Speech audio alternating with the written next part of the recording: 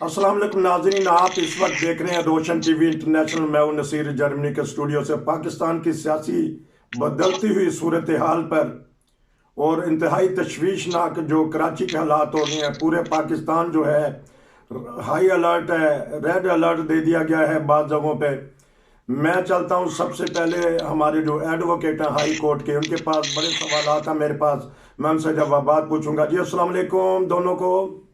जी जी वालेकुम सलाम रहमतुल्लाहि व बरकातहू। सर ये बताइएगा, क्योंकि स्वीडन से भी हमारे साथ हैं भाई अब्दुल कयूम साहब, आप बताइएगा जो रिकॉर्डिंग हो रही है जजेस की, और ऐसे तरीके से बोला जा रहा है जिस तरह दो दोस्त होते हैं, ऐसी गुफ्तगू तो सुनने में नहीं कभी आई जो एक जज साहिब पे इल्ज़ाम लगाया जा रहा है।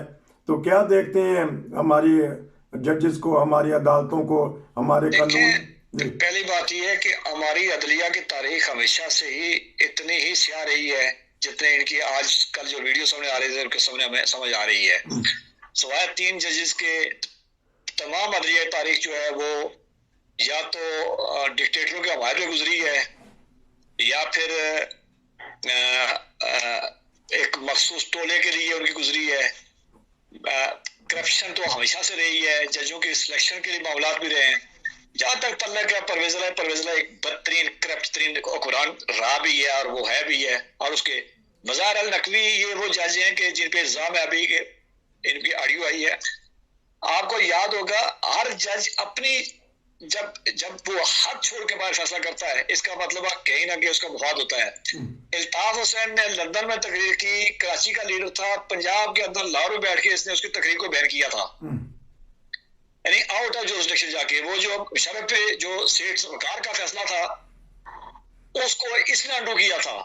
उसके बाद जिस तरह परवेज़ला से बात कर रहा है और वो बंदा उसका पहुंच चुका है, आज एक नई आ चुकी है वो जसमीन राशिद की, और गुलाम मोहम्मद डोगर जो लाहौर का जो है वो था उसकी भी आ चुकी है। तो ये सारा निजाम जो है वो नंगा आना शुरू हो गया है। ये सारा जो है वो सारा खुल के अवाम के सामने आना शुरू हो गया है। ये गंद था, हमेशा से रहा है, इसमें कोई बेलाम बगाला बोलेगा। कल वो जिस मलक कयूम मर गया उसकी ऑडियो शहबाज शरीफ वाली सारी दुनिया ने सुनी हुई है। तो ये सारे बैठे हुए, जिस तरह पिछले साल जिस तरह 3-4 माह पुरानी बात है, जब आपको याद होगा कि जब सुप्रीम कोर्ट ने नई जजेस की अपॉइंटमेंट की कोशिश की थी, एलिवेशन की कोशिश की थी, आपको याद होगा कि छुट्टियों में चीफ जस्टिस बुला के। तो ये सारा निजाम ऐसे ही है। 4 जज बैठे हुए हैं, उनका जहन एक वो एक पार्टी के लिए करते हैं, 4 दूसरे के इन्होंने को तकसीम किया हुआ है। 16-17 जज हैं जो वो बैठे हुए हैं। तो सारा निजाम ऐसे ही चलता है। तो जज करप्शन की जड़ रही है सारी अदालतें। मैं चलूंगा स्वीडन, उनसे पता करूंगा हमारी सिक्योरिटी जो फोर्सेस हैं उनको चुन चुन के, हमारे जो फूल हैं, हमारे जवानों को, हमारे जो रेंजर्स को, हमारी पुलिस को मारा जा रहा है। दहशतगर्द इतने ताकतवर बन गए हैं कि पुलिस के हेडक्वार्टर में घुस जाते हैं, और लापरवाही यकीनन हुई है। क्या देखते हैं, दुश्मन ताकतवर है या रियासत पाकिस्तान ताकतवर है? जी देखिए नसीर साहब, मैं जैसे हमारे भाई एडवोकेट साहब ने बोला जजों के बारे में, मैं एक फिक्रा दोहराऊंगा। पाकिस्तान 75 साल से नहीं चला। उसमें जो जजेस होते हैं, यूरोप का ये कंसेप्ट है कि जजेस एक बुराई के खिलाफ बहुत बड़ा बंद होता है, पुल होता है, वो आगे खड़े हो जाते हैं। जितना आप जुर्म करेंगे जजेस उसको रोक लेंगे, जजेस उसको सजा दे देंगे। और वो चूंकि करप्ट नहीं होते, वो किसी की पैदावार नहीं होते, वो किसी के रिश्तेदारी मानते ही नहीं यहाँ पे किसी को। वो सिर्फ जज होते हैं और कानून को पकड़ के फैसला दे देते हैं, चाहे उनके अपने खानदान के खिलाफ हो या अपनी बीवी या बच्चों के खिलाफ हो, वो फैसला दयानदारी देते हैं। इसी वजह से यूरोप या तरक्की याफ्ता ममालिक तरक्की कर गए। पाकिस्तान 75 साल से नहीं चला क्योंकि वहां पे हर बंदा बिका हुआ है। तो सल्तनत जो रियासत है वो तो एक नाम है ना, सिर्फ पाकिस्तान। तो पाकिस्तान को चलाने वाले तो लोग हैं। तो वहां पे अगर लोग ही बिके होंगे तो कोई भी मुल्क इस किस्म की सिचुएशन से नहीं गुजरा जिस तरह अभी पाकिस्तान गुजरा है। और पाकिस्तान कभी तरक्की नहीं करेगा। 100 साल और लगे रहे, पाकिस्तान नहीं मूव फॉरवर्ड करेगा अगर आपके जजेस दयानतदार हो जाए, इतने दयानतदार हो जाए कि किसी को भी ना बख्शें। अच्छा, दूसरी आ गई अभी टेररिज्म की बात। देखिए टेररिज्म जो है ये मुल्क के अंदर हो रही है जनाब नसीर साहब। ये मुल्क के अंदर टेररिज्म क्यों हो रही है? आपकी बॉर्डरों के ऊपर आपकी फौज बहुत दयानतदारी के साथ बैठी हुई है। किसी की जरूरत नहीं कि 1 इंच भी पाकिस्तान की जमीन के अंदर आ जाए, लेकिन ये जो अंदर टेररिज्म हो रही है ये अपने लोगों की पैदावार है, और इसका जो सोर्स ऑफ जो होता है प्रोडक्शन, ये मुल्लाइज्म है। ये मुल्लाइज्म जो है, इन्होंने अपने अपने फिरके बना के अपनी अपनी फौजें तैयार की, टेररिस्ट पैदा किए। आपको अच्छी तरह याद होगा कि ये जो तालिबान बने थे, ये तालिबान का जो बड़ा सरबराह है मौलाना फजल रहमान, जिसको हम कहते हैं मौलाना तो अल्लाह होता है, लेकिन इसने अपने नाम पे लगाए हुए है। तो ये इसकी पैदावार थी, और कुछ इसके साथ इसके और हवारी थे।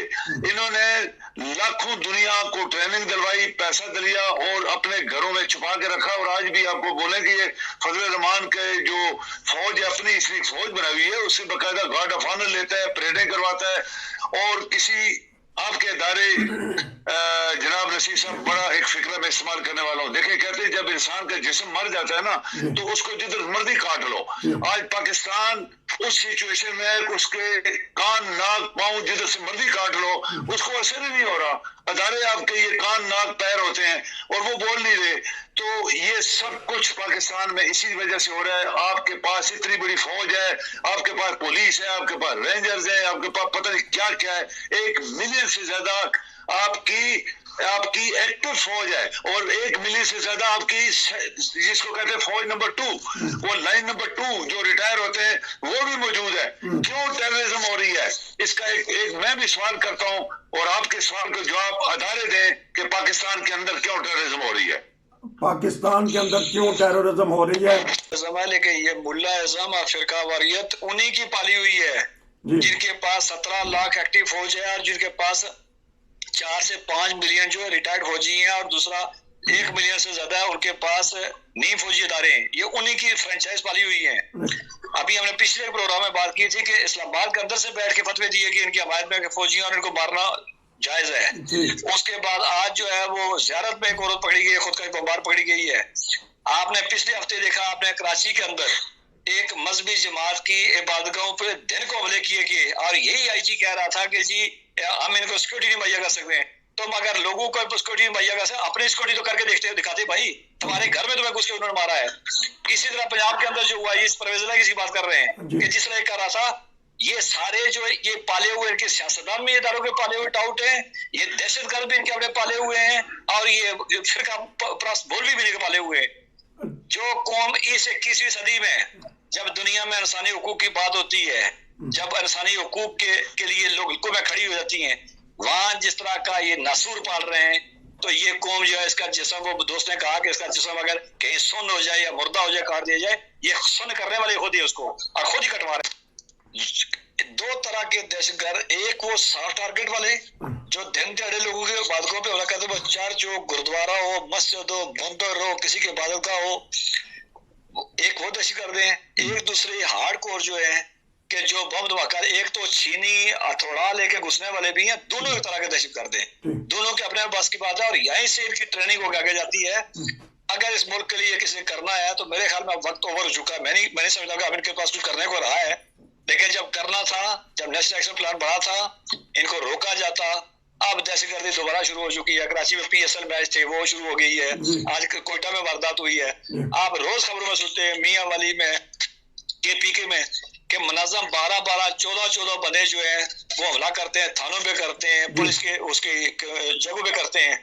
पंजाब के अंदर इबादतगाहों पे हो रहे हैं, सिंध के अंदर इबादतगाहों पे हो गए, इबादतगाहों को चलाया जा रहा है। लेकिन कोई बंदा वज़ीर ख़ारजा पाकिस्तान से बाहर गए वो नहीं बोले, किसी वज़ीर का बयान नहीं आता है, किसी मिशीर का बयान नहीं आता है। बाकी ये तो काम चलता रहेगा, चूंकि इनके अंदर वो फजल रहमान हो, मौलवी अजीज हो या कोई तीसरा हो, इनकी हमायत याफ्ता बैठे हुए हैं, और जब तक वो बैठे हुए हैं तब तक ये नर्सरियां इनकी आबाद हैं, और ये बच्चे इनके पैदा होते रहेंगे, कौम के साथ खिलवाड़ करते रहेंगे। और जिसका काम इनको रोकना था, ये उसी के पाले हुए हैं। ये गुड और बैड तालिबान की जो जब तारीफ की जाती तब लोग कहते थे कि खुदा का रास्ता इनको रोको, लेकिन पालते गए हैं। अब देखें, एक बड़ा स्टीरियोटाइप बयान आता है हमेशा हर धमाके के बाद कि जी दहशतगर्दों का कोई मजहब नहीं है। वो भाई दहशतगर्दों का मजहब नहीं है, हमारे पास मसला तो है। मसला किस लिए है कि ये डेड बॉडी उठाई है, कोई लेके जाएगा, इसको तदफीन करेगा, इसका जनाजा पड़ेगा, इनके शनाख्ती कार्ड निकाल के देखें ये फला इलाके के, फला इलाके के हैं। ये हमेशा एक मसलक से क्यों नहीं होते हैं? जब इबादत के पे बुलाओ तो फिर वो मजहब की बात आती है, फिर वो उनका मसलक निकलता है। ये यही के अंदर के नासूर हैं, इसी रियासत के पैदा किए हुए नासूर हैं, और इसी रियासत के खून को ये जिसम को चरके लगाते हैं और उसका खून बह रहा है। मैं चलूंगा स्वीडन। मैं पूछूंगा कि कौन सा माइंडसेट इनके पीछे काम कर रहा होता है कि एक बंदा अब किसी की जान लेने के लिए और अपनी जान लेने के लिए देने के लिए तैयार हो जाता है, तो क्या वजह है और इसके सद्देबाब किस तरह हो सकता है? जी स्वीडन। आप देखें कि नतीजा बात यह है कि मुल्क की जो डिफेंस होता है ना, बनाया जाता है, उसके ऊपर $बिलियन लगाए जाते हैं। वो पाकिस्तान की सिक्योरिटी बाहर से और अंदर से दोनों की जिम्मेदार होते हैं। उसमें पुलिस भी आती है, उसमें फौज नंबर 1 पे होती है, और बाकी अदारे फौज के अंडर ही होते हैं सारे, सिवाय पुलिस के। अब देखें कि पाकिस्तान में फौज को कितना मारा गया है। हैरानगी की ये बात है, अभी कल परसों 2 कैप्टन मेजर वहां पे, ये जो सरहद का इलाका है जिसको हम पहले कहते थे, अभी केपी पता क्या बनाया हुआ है, वहां पे उनको मारा। हर रोज फौज के बंदे बलूचिस्तान में, सरहद में, किसी न किसी बॉर्डर के ऊपर उनको मारा जाता है। और फौज ही सबसे बड़ी पाकिस्तान की डिफेंस लाइन है। यानी डिफेंस लाइन का मतलब है कि सबसे ज्यादा असला पैसा उनके ऊपर लगाया जाता है कि कोई बंदा मुल्क की जो होती है एक उसकी एंटिटी होती है, ये मुल्क की जो एक मुल्क को कायम रखने के लिए किया जाता है, उसको फौज संभालती है। फौज के अपने बंदे कितने मारे गए हैं, और किसी ने फिर भी किसी को परवाह नहीं हुई। हर रोज फौज के पहले बंदे मरते हैं, पुलिस की चौकियों पे आते हैं, मारते हैं, फौज की चौकियों पे मारते हैं, सिविलियन लोगों को मारते हैं, सॉफ्ट टारगेट जैसे मस्जिदें हैं वहां पे देखें, लोग नमाज़ें अल्लाह को याद करने जाते हैं तो वहां मारते हैं, चर्चों में मारते हैं, किधर मारते हैं। ये सब कुछ इंटरनल है। और आपको याद होगा कि मुशर्रफ साहब ने एक दफा कहा था कि हमें बाहर से कोई खतरा नहीं, क्योंकि बाहर से जो अंदर आने वाला होगा उसको पता है हमारे पास क्या क्या चीज है। लेकिन इंटरनल सबसे बड़ा खतरा है इस मुल्क को तबाह करने के लिए, मुल्क को खत्म करने के लिए। और उसका सबूत ये खत्म नहीं हुआ, आज हर रोज चल रहा है, हर रोज चल रहा है, हर रोज चल रहा है। जब आपके सियासतदान करप्ट हो जाएंगे, जब आपके अदालत करप्ट हो जाएंगे, जब पाकिस्तान का पैसा मुल्क की बजाय लोग इस्तेमाल करेंगे अपनी जात के लिए, तो फिर ये जो अदारे हैं पुलिस के या इंटेलिजेंस के, या ये वो कहते हैं ठीक है जन्नत में जाओ, हम भी अपने काम कर रहे हैं, जो होता है सो होने दो, हम क्या करें भाई। तो ये कुछ हो रहा है पाकिस्तान में। पाकिस्तान को घुराने के लिए 75 साल से बड़ी हिम्मतें कोशिशें की गई, लेकिन अल्लाह की मेहरबानी से नेक लोग हैं जिनकी वजह से अल्लाह ने बचाया हुआ है। आज भी पाकिस्तान जो बचा है, तो इसके पास है तो कुछ भी नहीं है, उसके पास पैसा नहीं है, उसकी सियासत खत्म हो गई है, उसका सारा सिस्टम फेल हो गया है, हर चीज उसकी फेल हो गई है। फिर भी अल्लाह के नेक बंदों की वजह से शायद ये चल रहा है। लेकिन आपके अदारे क्वेश्चनेबल है। यहाँ पे सबसे बड़ा जो सवाल है वो आपके अदारे हैं। क्यों हमारे मुल्क के अंदर, क्यों ये लोग सर उठा के लोगों को गली महलों, शहरों, मस्जिदों में मारते हैं? क्यों फौज के बंदों को बॉर्डरों के ऊपर मारते हैं? क्यों हर जगह पोस्टों, जहां पोस्ट खड़े होते लोग वहां उनको बम से उड़ाया जाता है? ये सिर्फ सवाल उनके लिए है, क्या वो अपनी ड्यूटी दानादारी से कर रहे हैं? क्या इस मुल्क को वो बचाना चाहते हैं कि नहीं बचाना चाहते? ये मेरा सवाल है। ठीक, अच्छा एक और सवाल, क्योंकि चंद हफ्ते पहले आपने कहा था कि पाकिस्तान डिफॉल्ट हो गया, ख्वाजा आसफ वही बात कह रहे हैं, इस पे बात कीजिएगा, फिर मैं चलता हूं वकील साहब के पास। ये बता दीजिएगा, आपका आखिरी सवाल है जी। स्वीडन जी मुझसे पूछ रहे हैं ना नसीर साहब? हाँ जी, हाँ जी, आपने कहा था कि जी आपसे मैं पूछ रहा हूँ, क्योंकि आपने चंद हफ्ते पहले कहा था कि पाकिस्तान डिफॉल्ट हो चुका है, आज ख्वाजा आसिफ साहब वही बात कर रहे हैं जी। देखिए नसीर साहब, मैं बात ये रिपीट एक दफा नहीं, मैंने 20 दफा रिपीट किया है। ये कई महीनों से, जब से ये आए, इन्होंने 2 महीने के अंदर पाकिस्तान को डिफॉल्ट कर दिया था। इनके पास पैसे जो थे ये खा गए। अगर इमरान कहता है कि मैंने छोड़े थे $23 बिलियन, तो आज आपके पास $3.5 बिलियन हैं। ये वो फिगर है जो कंफर्म्ड फिगर है आपका। 3.5 बिलियन किधर 23 बिलियन, ये पैसा खा गए। एक वजीर आज़म का कोई काम नहीं, रोज जहाज लेके जाता है पाकिस्तान का, जरा 20 बंदे बैठा के 5 स्टार होटलों में ठहरते हैं, खाते पीते हैं। आपका वजीर खारजा बाहर घूम रहा है, एक जहाज लेके घूम रहा है। आपका जनरल एक जहाज लेके पूरी दुनिया में घूम रहा है। तो पाकिस्तान पैसा क्या कोई सब्जियों की तरह उग रहा है पाकिस्तान के अंदर, या पाकिस्तान के ऊपर पैसा क्या आसमान से गिर रहा है? पाकिस्तान जहां 100 रुपया खर्च होता है वो होना चाहिए, वहां पे 1000 से भी ज्यादा खर्च कर रहे हैं। तो ये तो बहुत महीनों से डिफॉल्ट हो गया। ये छुपा रहे हैं आपको, दुनिया का कोई मुल्क पैसा नहीं दे रहा। नसीर साहब, हर मुल्क ने ना की है कि हम नहीं दे सकते, क्योंकि वो कहते हैं कि यूरोप के अंदर क्या होता है कि यहाँ से 1000 रुपए जहाँ खर्च होता है उसको 500 खर्च करते हैं, 500 बचा लेते हैं। वहां पे 100 खर्च होना होता है, 10,000 खर्च करते हैं। तो पैसा किधर से आएगा? उधार, पाकिस्तान शुरू से उधार से चल रहा है। ये जितना पैसा पाकिस्तान के अंदर पैदा होता है सियासतदान खा गए या आपके अदारे खा गए। उधार से पाकिस्तान कब तक चलेगा? धक्का मारो खड़ा हो जाएगा, धक्का मारो खड़ा हो जाएगा। पाकिस्तान ऑलरेडी डिफॉल्ट हो चुका है। ये अगर ये मिनिस्टर आज कहता है ये झूठ बोल रहा है, ये 6 महीने से डिफॉल्ट हो चुका है। 6 महीने से डिफॉल्ट हो चुका है। बताइए सरदार साहब, आप बताएं, आखिरी 2-3 मिनट हमारे प्रोग्राम के, क्या हालात देख रहे हैं डिफॉल्ट के बाद, या डिफॉल्ट होने के करीब है? सियासी हालात मुझसे पूछ रहे हैं जी। और इलेक्शन कमीशन के ऊपर उंगली उठ गई है, इलेक्शन कमीशन और सदर आपस में टकराव हो गया है। देखिए, पहली बात ये है कि मैं थोड़ा सा इख्तलाफ करूंगा स्वीडन दोस्त से। ये बीमारी एक दिन नहीं होती है, ये बहुत पहले से हो चुकी है। मेरा ख्याल है पाकिस्तान पिछले 2 से 2.5 साल से यही इसी साइड पे जा रहा है। डिफॉल्ट की बहुत सारी किस्में होती हैं, और वो अगर किसी आखिरी आप जा रहे हैं उस पे कि ये आखिरी कैटेगरी में जा रहा है, तो वो शायद अब वक्त आ चुका है। पर टेक्निकली पाकिस्तान 2 से 2.5 साल पहले ही हो चुका है। पाकिस्तान के पास कुछ असासे ऐसे हैं कि जिनको अगर एकदम वो डिफॉल्ट होता है तो फिर दुनिया के लिए परेशानी बढ़ती है।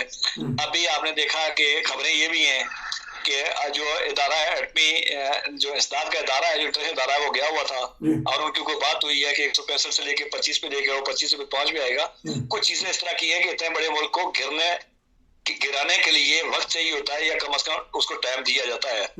टेक्निकली मुल्क जो है, मैं बिल्कुल एग्री करता हूँ कि साल सवा साल से ये डिफॉल्ट ही चल रहा है। जो इसको चल रहा है वो इंजेक्शन लगा के इसको खड़ा किया जाता है, इंजेक्शन का असर खत्म होता है, फिर गिर जाता है। अब ये बात सही है क्या? अब आपके जो है वो एसेट जो है वो उसका ज़र मुबादला जो है वो 3 अरब डॉलर, 3.25 अरब डॉलर तक आपके पास है। दुनिया आपको देने के लिए तैयार नहीं है। दुनिया अपना इस गिरने वाले से मलबे से अपने आप को बचाने के चक्कर में है। जहां तक आपने बात की कि वो उसकी अंगलियां उठ चुकी हैं, पाकिस्तान में कब अंगलियां नहीं उठी हैं? पाकिस्तान में कौन सा इलेक्शन हुआ है कि जो इलेक्शन वो उसको किसी ने कहा हो कि एक 70s का कहते हैं, हमारी पैदाइश से पहले की बात है कि वो इलेक्शन फ्री एंड फेयर हुआ था। तो वो फ्री एंड फेयर हुआ था, किसने उसको तस्लीम किया था? उसके बाद इलेक्शन कमीशन हमेशा मुतज़ा रहा है, अदालती फैसले हमेशा मुतज़ा रहे, अंगलियां उठती रही हैं। मैं बिल्कुल मानता हूँ कि इलेक्शन अगर बिल्कुल पाकिस्तान के अंदर फ्री एंड फेयर इलेक्शन होना चाहिए, और उसके बाद जो जिसको इक़्तिदार अवाम सामना चाहती है उसको बिल्कुल मिलना चाहिए। लेकिन जिस तरह खेला जा रहा है, इक़्तिदार वाले खेल रहे हैं, दूसरे खेल रहे हैं, तीसरे खेल रहे हैं, मुल्क का जो इकॉनमी है उसमें सवाए आपके पास बुरी खबरों के कोई और कोई रास्ता नहीं है, और वही बुरी खबरें सलसल से आ रही हैं। हमारे पास ऑडियोज आ रही है, हमारे पास वीडियोज आ रही है, हमारे पास बम धमाकों खबरें आ रही हैं, हमारे यहाँ दहशतगर्दी के वाकयात आ रहे हैं, हमारे पास हुक्मरानों की लूट मार की खबरें आ रही हैं, और ये खबरें आती रहेंगी जहां तक तल्लक है। इन्होंने कहा वजीर खारजा, ये बिल्कुल सही बात है कि इनमें से सारे अपने जड़ी लगाने वाले। आज एक खास बात यह है कि जो तुर्की को दिया गया है वो उसका सैलाब फंड का, जो सैलाब का सामान, उसका ज़लज़ले का सामान भेजा गया है, तो पता चला कि वही सामान जो तुर्की ने हमें दिया हुआ था, तो उसी को हमने दोबारा पैक करके उसको भेज दिया है। ये हमारा कल्चर ये बन चुका है, हमारी पहचान दुनिया में चोर की बन चुकी है, और आपको ईमानदारी जो है वो नापैद हो चुकी है। बाकी फिर जब इस तरह के काम होते हैं तो फिर खुदा के फैसले भी देखे जाते हैं, और खुदा क्या करता है वो कौमों के सामने है, तारीख भरी पड़ी है। अल्लाह ताला फजल करम फरमाए। बुरी खबरें आ रही हैं पाकिस्तान से। आप दोनों भाइयों का बहुत शुक्रिया, वक्त हुआ चाहता है, इंशाल्लाह मैं आपसे दोबारा रब्ता करूंगा। नसीर को इजाज़त दीजिए, रोशन टीवी को सब्सक्राइब कर लें और दूसरों को भी बताएं कि हमारे पास बेहतरीन तबसरा नगार हैं जो पूरी दुनिया से आपको तबसरा और तज्जिया पेश करते हैं। नसीर को इजाज़त दीजिए, अस्सलाम वालेकुम।